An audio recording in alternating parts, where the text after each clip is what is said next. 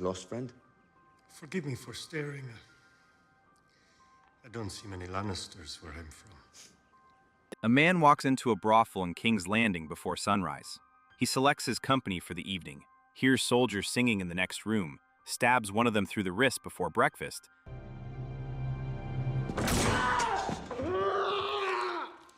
attends a royal wedding by noon, and by sundown is sitting in a small council meeting reminding the most powerful lords in Westeros that they need him. That's not a character introduction. That's a statement. Ships. Lord Tywin and I already determined that I shall be the master of ships, long before you. Prince Oberyn Martell of Dorne arrived on screen for exactly 1 season, 8 episodes. And 20 years from now, people will still be talking about him the way they talk about characters who had 8 seasons. So what made him perfect? Not likable, not cool, perfect. Let's find out. Most characters in Game of Thrones announce themselves with power. Tywin walks in and everyone stands. Cersei walks in and everyone watches their words. Daenerys walks in and dragons are usually nearby. Oberyn Martell walked into King's Landing before the city was even awake, skipped the formal greeting entirely, and went straight to Littlefinger's brothel to pick out entertainment for himself and his girlfriend. The show is telling you everything in that single choice. This is a man who has zero interest in performing power for an audience. He doesn't need the entrance. He doesn't need the ceremony. He showed up to King's Landing with one objective: revenge for his murdered sister. And he decided that while he waited, he was going to enjoy himself, fully, unapologetically. Prince Oberyn, forgive the intrusion. We heard there might be trouble. Apologies, my love. When Tyrion finally finds him, Oberyn doesn't scramble to explain himself. He doesn't apologize for the soldier he just stabbed. He sits down, pours a drink, and delivers one of the most quietly chilling lines in the entire series. I don't know what If the mountain killed my sister, your father gave the order. Tell your father I'm here. No raised voice, no dramatic music cue needed. Just a man who has been waiting years to say that sentence, finally saying it to the right person. The Red Viper had arrived. The contradiction that made him human. Here's the problem most shows have with a dangerous, charming rogue archetype. They make him dangerous or charming, depending on the scene, one mode at a time. Oberyn Martell did both simultaneously, and that's what separated him from every other character in the series. The same man who drove a dagger through a soldier's wrist at dawn was sitting in the palace gardens that afternoon, writing poetry to his daughter. Not as a redemption beat, not as a softer side reveal, just as a Tuesday. He had 8 daughters, all acknowledged, all loved, all named.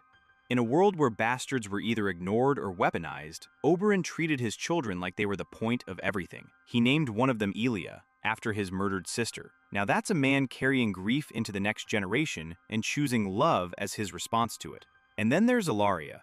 In a world where women were currency, married off, traded, silenced, Oberyn's relationship with Ellaria Sand was something the show almost didn't know how to frame. She was his paramour, his equal, his co-conspirator in both mischief and meaning. He told her, plainly, that everyone else came after her. For a man famously described by Tyrion as having f***ed half of Westeros, that's a remarkable thing to say. Funny thing, Oberyn wasn't even straight, but he wasn't hiding it. He announced it in a brothel with a drink in his hand and zero apology.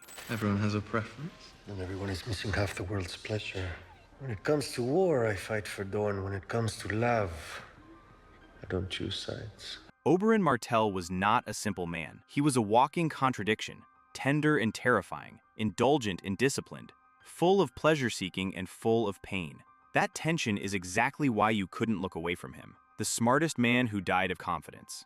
Let's talk about what Oberyn actually was, outside of the passion and the spear work. He trained at the Citadel to become a maester. He abandoned it, not because he failed, but because he got bored after becoming proficient in poison science. He served in the Second Sons mercenary company in Essos. He fought in the fighting pits of Meereen. He traveled 5 years across the known world, learning combat techniques that no Westerosi knight would recognize. When he walked into the small council and warned everyone not to underestimate the Unsullied, this was a man who had seen the Unsullied, not read about them, seen them. While Mace Tyrell sat there nodding about ships, Oberyn was the only person in that room with actual field intelligence from Essos. I have been to Essos and seen the Unsullied firsthand. They are very impressive on the battlefield. Less so in the bedroom. He stunned Varys, by identifying that the Master of Whisperers was originally from Lys, by his accent, an accent Varys believed was undetectable. Let that land for a second. The man who spent his entire career being invisible to everyone was read in 30 seconds by a prince who'd apparently spent enough time in Lys to notice a ghost of an accent that wasn't there. Oberyn wasn't just dangerous, he was sharp, which makes what happened in the arena so devastating. Because he was also overconfident. And in Game of Thrones, overconfidence isn't a character quirk, it's a death sentence. The fight that broke a million hearts. When Oberyn walked into that dungeon and offered to be Tyrion's champion, he wasn't doing it out of kindness. He was doing it because Gregor Clegane, the Mountain, was the man who raped and murdered his sister Elia, killed her children, and Tywin Lannister had given the order. And what about what I want? Justice. For my sister and her children. If you want justice, you've come to the wrong place. I disagree.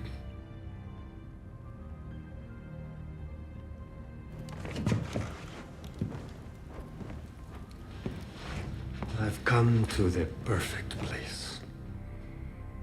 I want to bring those who have wronged me to justice, and all those who have wronged me are right here. I will begin with Sir Gregor Clegane, who killed my sister's children and then raped her with their blood still on his hands before killing her too. The trial by combat wasn't a favor, it was a delivery mechanism for vengeance. Tyrion's freedom was a side effect, and that ruthless clarity is exactly what made Oberyn brilliant to watch. He entered the arena in light armor, carrying a spear, drinking wine. Tyrion was horrified. Looks like very light armor. I like to move around. You could at least wear a helmet. You shouldn't drink before a fight. You learned this during your years in the fighting pits.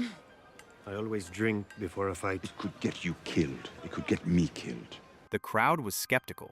Gregor Clegane was the size of a building, wearing a building. What followed was the most technically beautiful fight scene the show ever staged. Not the most brutal, that belongs to other moments, but the most beautiful. Oberyn moved like water around stone. Every sidestep precise, every spear thrust surgical. He wasn't trying to kill Gregor quickly, he was making him confess. He said it like a prayer, like a man who had rehearsed those words in his head for 20 years and finally got to say them out loud, to the right face, with a spear in his hand. Say her name. Elia Martell. You raped her. You killed her children. Elia Martell. Who gave you the order? Who gave you the order? Say her name! You raped her! You murdered her!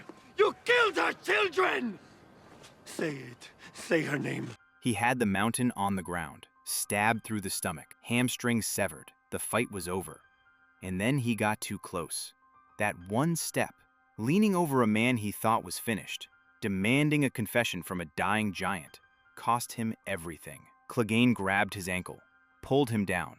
And what happened next is the scene that Game of Thrones fans spent years trying to forget, and couldn't. The tragedy isn't that Oberyn died. This is Game of Thrones. Everyone dies. The tragedy is that he won. He beat Gregor Clegane in every way that mattered. On skill, on courage, on moral clarity. He just needed one more second of patience. And patience was the one weapon he never trained with. He died because he loved his sister too much to wait. Try not to respect that. Go ahead and try. What he left behind.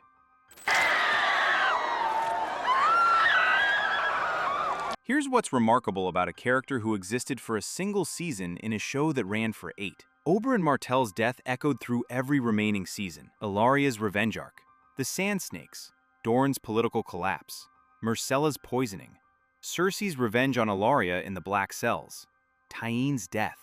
All of it, every domino, traces back to one man who walked into an arena and got too close to a dying giant. He pulled half the remaining plot behind him on the way out. But beyond the plot mechanics, Oberyn represented something the show rarely gave us, a character from outside the central power game.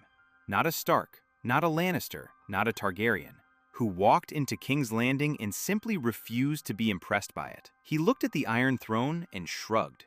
He looked at Tywin Lannister and stayed seated when everyone else stood.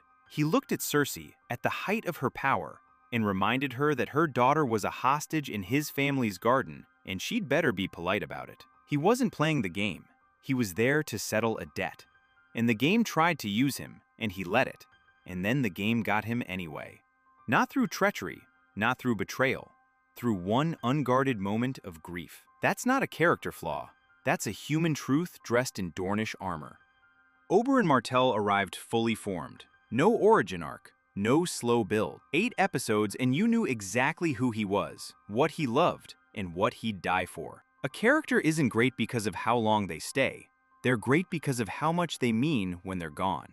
What do you think? Was Oberyn the greatest one-season character in television history? Drop it in the comments. And subscribe to our channel if you want to see more videos like this. We'll see you in the next one.